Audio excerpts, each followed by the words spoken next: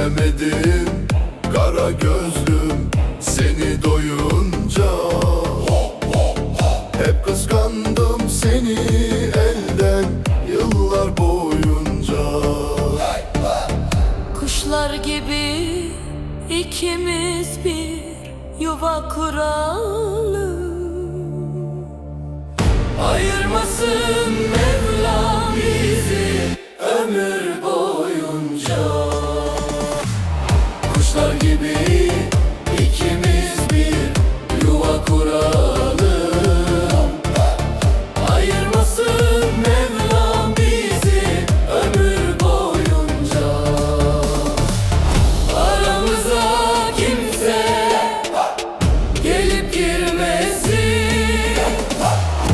Ayırmasın Mevlam bizi ömür boyunca. Ayırmasın Mevlam bizi ömür boyunca.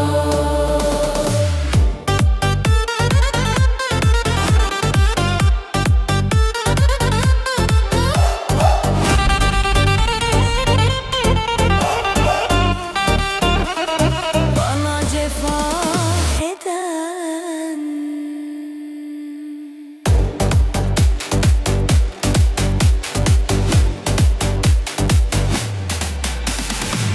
Sevemedim kara gözlüm seni doyunca.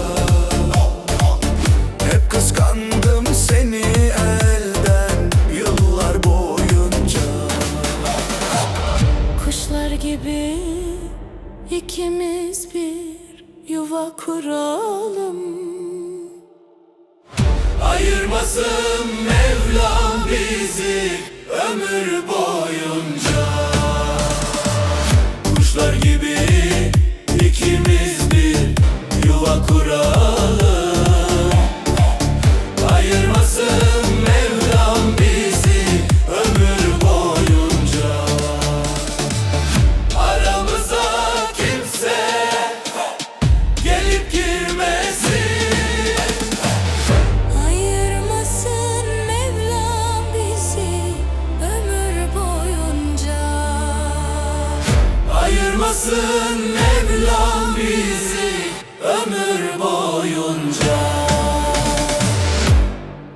Bana cefa eden